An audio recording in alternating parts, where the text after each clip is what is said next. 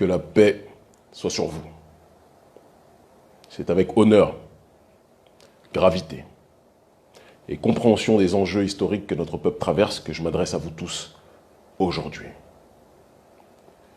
Je vais vous laisser le temps de vous connecter et nous allons rentrer dans le vif du sujet. Pour une allocution qui, je vous le dis de manière très claire, très simple, est l'allocution la plus importante de mon existence politique et de mon combat depuis 20 ans. Et vous allez très rapidement comprendre le pourquoi du comment. Je vous laisse vous connecter rapidement, quelques instants, et nous allons commencer. Très bien. Connectez-vous. Très bien.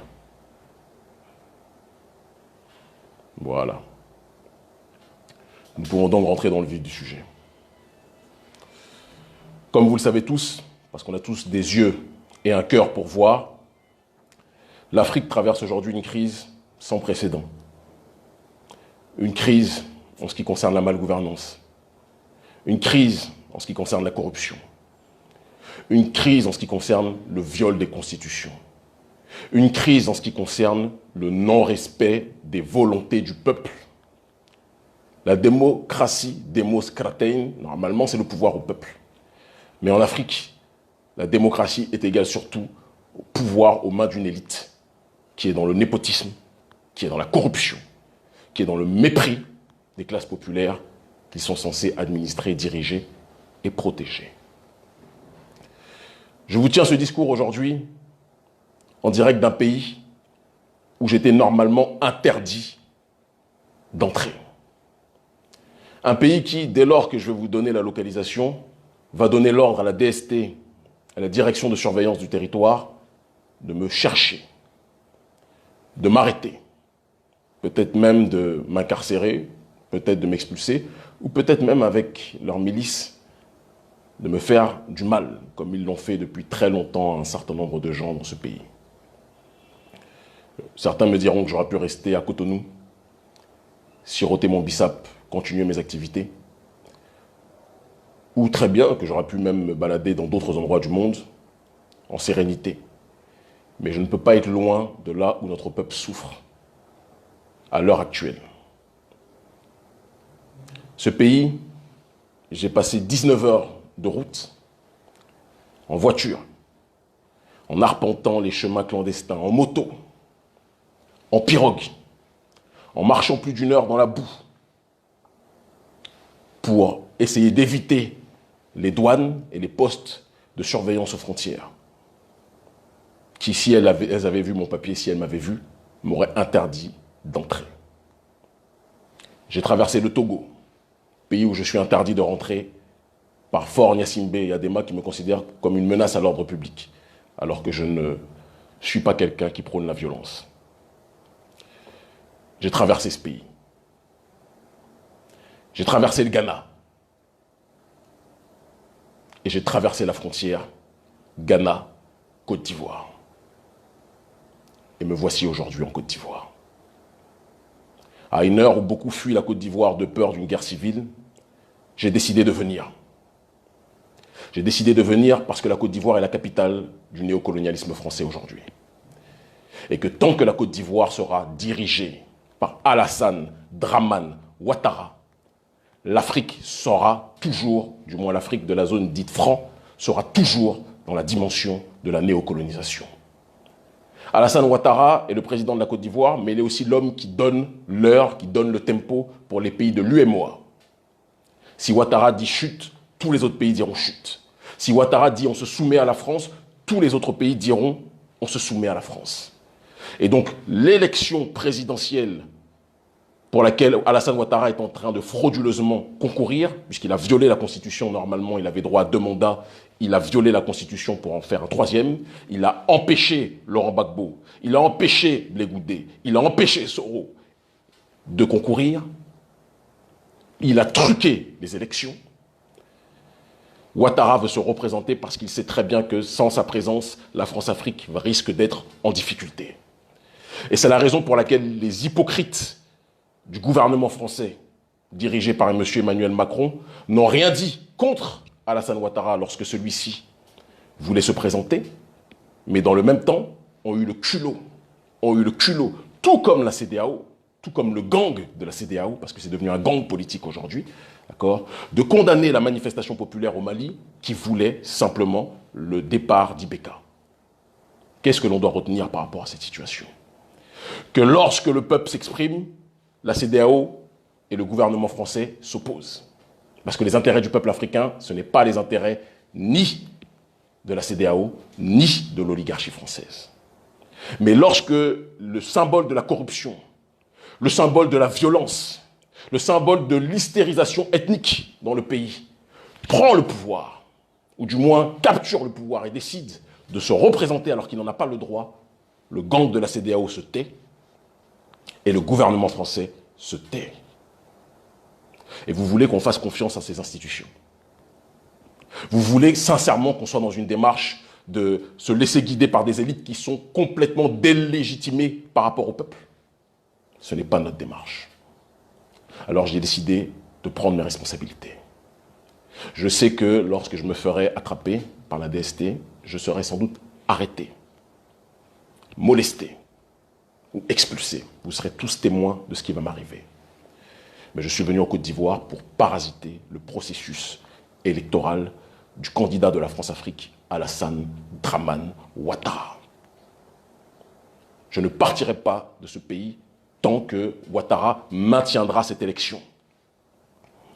Il est important de préciser, pour éviter toute chasse à l'homme qui sera effectuée contre des innocents, je suis venu de mon propre chef. Aucun membre de mon organisation, je le précise, aucun membre de l'ONG Urgence panafricaniste n'était au courant de ma venue. Et au moment où je vous parle, personne ne sait où je suis. De la même façon, j'insiste,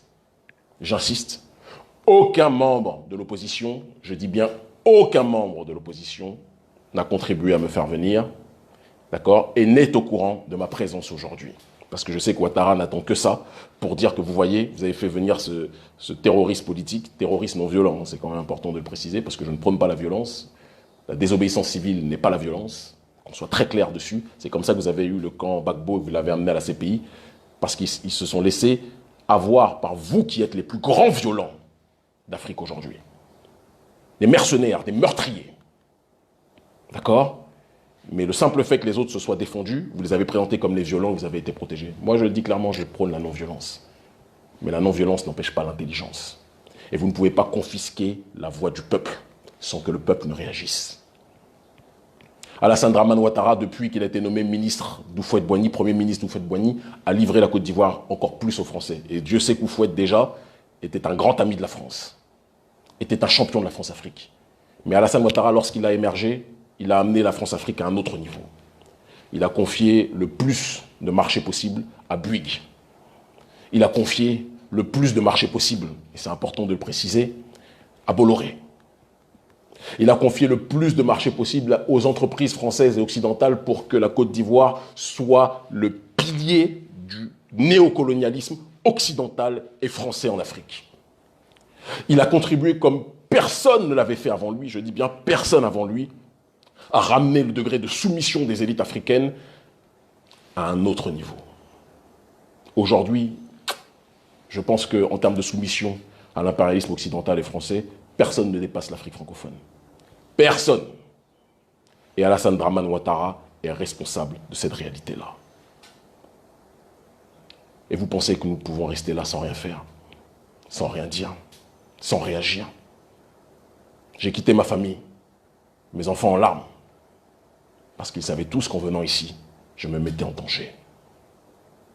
Mais je ne peux pas rester et voir notre peuple se faire marcher dessus, se faire voler, se faire violer, sans réagir. Ce n'est pas possible. Et donc, par conséquent, j'appelle toute la jeunesse qui se sont concernés par le viol de la constitution d'Alassane Dramane Ouattara à se tenir prêt pour se mobiliser cette semaine. Si je dis le jour, et si je dis l'heure, et si je dis le lieu, l'armée va venir, elle va emmener ses milices que l'on appelle les microbes. C'est important aussi puisque le grand public nous suit. Les microbes, qu'est-ce que c'est? C'est une milice de jeunes africains, ce sont mes frères, mais qui sont instrumentalisés par Alassane Dramane Ouattara. Alassane Dramane Ouattara a fait croire qu'il était le champion de la cause de ceux qui étaient sentés exclus en Côte d'Ivoire. Alassane Dramane Ouattara a fait croire qu'il était le champion et le défenseur des Sénoufos, d'autres personnes, d'autres groupes ethniques. Non, il n'est le défenseur de personne. Les Sénoufos sont un peuple digne, très digne, et Ouattara ne les représente pas. Je ne suis pas venu ici pour mener un combat contre des Sénoufos ou contre les lobbies ou contre les Malinqués. Ce sont mes frères. Je suis un panafricaniste. Ce n'est pas que vous soyez Aoré, que vous soyez Bété, que vous soyez lobby, que vous soyez Malinqué, etc., ou Sénoufo, ce n'est pas mon problème. Nous sommes tous africains. Notre seul problème, c'est le néocolonialisme français qui a décidé de coopter Alassane Dramane Ouattara pour maintenir sa domination sur nos terres. Et donc l'élection à laquelle Alassane Ouattara veut forcer des digues pour se présenter, cette élection est une élection viciée et qui n'est pas une élection qui concerne uniquement les Ivoiro-Ivoiriens. Ça concerne l'Afrique dans sa globalité. En tant que citoyen de la CEDEAO, j'ai le droit de venir. J'avais été interdit de rester l'année dernière au motif que j'étais, selon le président Dramane Ouattara, une menace grave à l'ordre public parce que je voulais organiser une mobilisation non violente, pacifique, j'insiste beaucoup dessus, contre le néocolonialisme, contre la France-Afrique et contre le franc CFA. Alassane Ouattara, voyant ça, a paniqué et m'a expulsé. Mais je suis de retour aujourd'hui. J'appelle toute la jeunesse ivoirienne à se mobiliser, à se tenir prêt, à rencontrer tous les partis qui sont opposés, toutes les structures qui sont opposées à Alassane Ouattara pour se tenir prêt pour une mobilisation, j'insiste dessus, pacifique. Parce que les violents, c'est eux, ce n'est pas nous. Nous ne sommes pas violents. Les va-t-en-guerre de Facebook qui n'ont jamais tenu une arme, qui vous parlent de révolution mais qui ne sont pas capables d'être sur le terrain, qui sont toujours loin du danger, on les connaît. Qui viennent quand tout est facile, quand les dictateurs sont partis parader, on les connaît.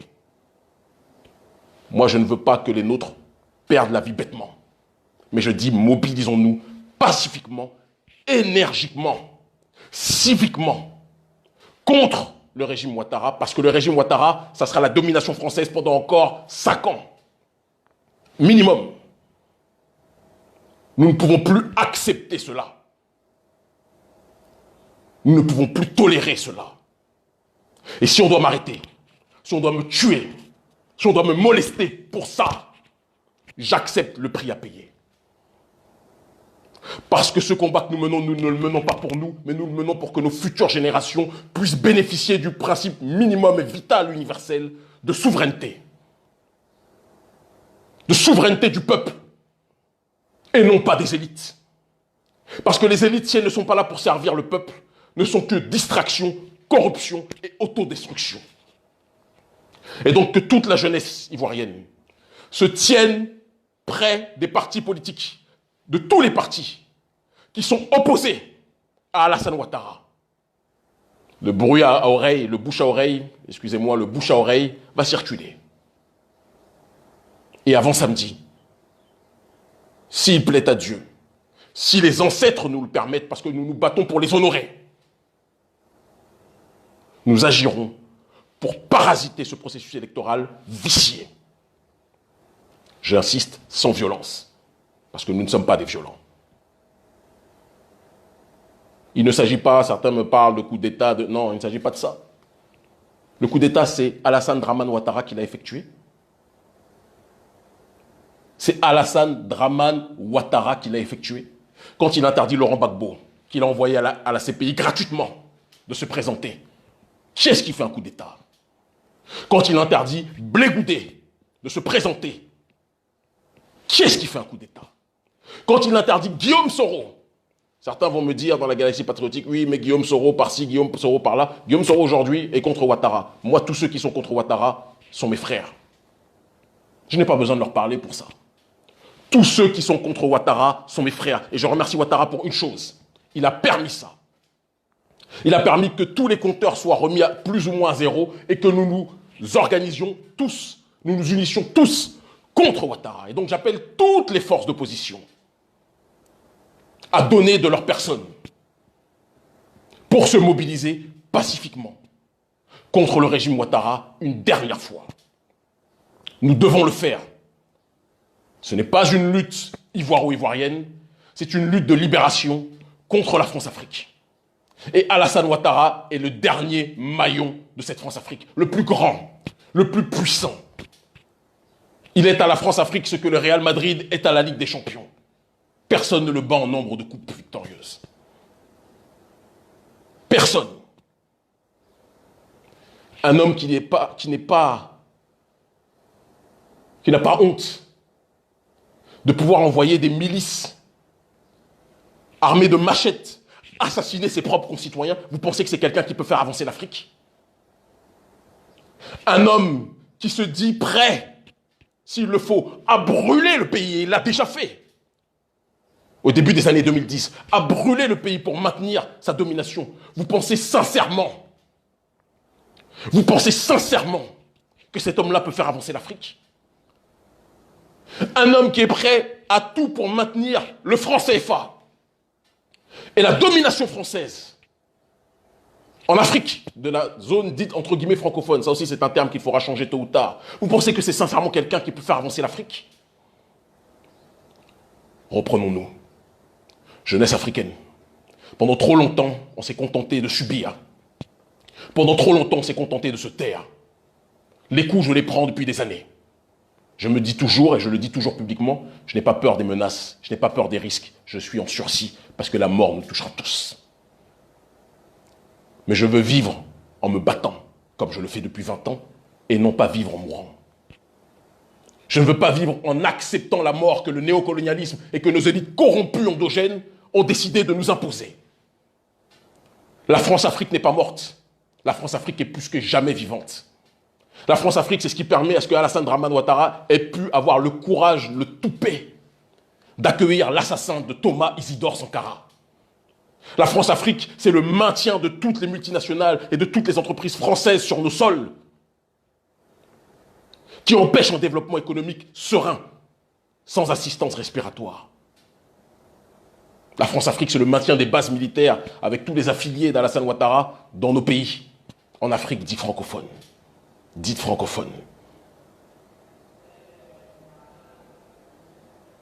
C'est notre devoir à tous de nous mobiliser. C'est notre devoir à tous de nous tenir prêts. Si je dis l'heure et la date, les militaires risquent de nous devancer et risquent de court-circuiter toute mobilisation. Mais une chose est certaine, je vais m'arranger pour que toutes les forces d'opposition reçoivent le message, reçoivent le mot, et que nous puissions agir tel un seul homme, pacifiquement, civiquement, contre le néocolonialisme français. C'est le néocolonialisme, c'est de néocolonialisme dont il s'agit. Rien d'autre. Nous ne pouvons plus continuer à voir notre peuple se faire tirer dessus. Nous ne pouvons plus continuer à voir notre peuple se faire spolier. Nous ne pouvons plus continuer à voir notre peuple se faire assassiner. La malgouvernance est le premier pilier du néocolonialisme. Et c'est pour ça que j'ai dit dans mon allocution que je parlais de la Côte d'Ivoire, mais que je parlais aussi des autres pays, la Guinée-Conakry, avec l'assassin Alpha Condé, qui, comme Alassane Dramane Ouattara, exacerbe les tensions ethniques et a violé la Constitution pour se présenter une troisième fois, quitte à assassiner son propre peuple. Quelqu'un qui s'est présenté comme un chevalier de la voix du peuple. Et c'est pour ça que j'ai décidé, moi, à titre personnel, de me tenir pour l'instant éloigné de ces voies électorales. Parce qu'en Afrique, les gens ne rentrent pas en politique pour servir le peuple, mais pour se servir sur le dos du peuple. Moi, je suis là pour servir le peuple. Quitte à risquer ma vie pour ce peuple. C'est notre seule obsession. C'est notre seule mission. Alpha Condé a volé les élections. Et j'appelle là aussi les Guinéens, la jeunesse guinéenne, à se mobiliser pacifiquement, mais à redoubler d'intensité et à redoubler d'efforts pour s'opposer au viol de la Constitution et au vol des élections. Nous ne pouvons plus accepter de vivre dans ces conditions, avec des présidents milliardaires qui deviennent milliardaires quand ils deviennent présidents, bien évidemment, mais qui astreignent leur peuple à la résidence de l'excessive pauvreté. J'étais un identitaire noir lorsque je vivais en Europe. La vie m'a transformé en militant d'extrême gauche en Afrique. Parce que personne ne peut, je dis bien personne, ne peut vivre dans ces conditions et voir la majorité du peuple vivre en dessous du seuil de pauvreté. Personne ne peut vivre sereinement en voyant cela. Ce n'est pas possible. Jeunesse de Guinée, mobilisez-vous, intensifiez vos mobilisations. Tout comme en Côte d'Ivoire, je vous demande de vous tenir prêts. Le mot d'ordre sera d'ici peu de temps lancé. Nous avons peu de jours. Mais tenez-vous mobilisés. Tenez-vous mobilisés. On pourrait rajouter à la Guinée, à la Côte d'Ivoire, sur laquelle je reviendrai bien évidemment à la fin, puisque c'est l'élément principal de ma venue, puisque je suis en Côte d'Ivoire au moment où je vous parle, pour accompagner la mobilisation pacifique, citoyenne, contre le néocolonialisme français, illustré et matérialisé par Alassane Dramane Ouattara. Il est important de parler aussi du Cameroun, parce que tout est lié. Le Cameroun, pays où il y a plus de militaires qui sont présents pour protéger le président de la République que pour protéger la population. Pays qui a laissé s'envenimer des tensions à l'intérieur de sa nation, d'accord, mais qui se moque de ces tensions. Sa seule préoccupation, c'est que la dictature puisse continuer à bien se porter. Pendant combien de temps va-t-on accepter d'avoir des présidents qui mobilisent l'armée uniquement pour leurs intérêts, mais pas pour les intérêts du peuple? À tous les militaires africains, n'oubliez jamais que le plus grand d'entre nous, et le plus grand d'entre vous, pas Alassane Ouattara, excusez-moi, Thomas Isidore Sankara, était un militaire, faisait partie des corps constitués. Mais il a donné sa vie pour que l'Afrique puisse se réveiller, pour que l'Afrique puisse se retrouver. C'est notre devoir à tous. C'est notre devoir à tous. Militaires africains, mobilisez-vous contre le viol des constitutions. L'histoire vous demandera des comptes. L'histoire vous demandera des comptes.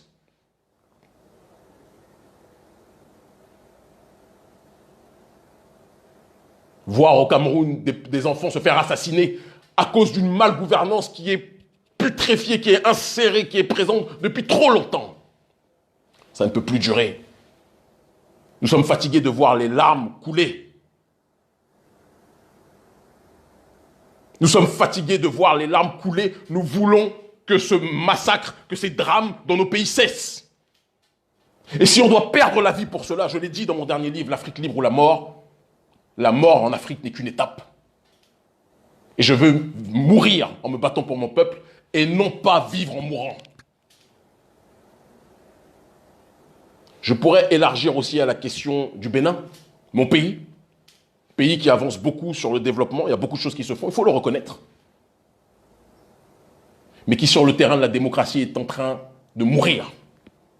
Parce que toute voix dissidente est assassinée médiatiquement, assassinée judiciairement, pourchassée, persécutée, censurée.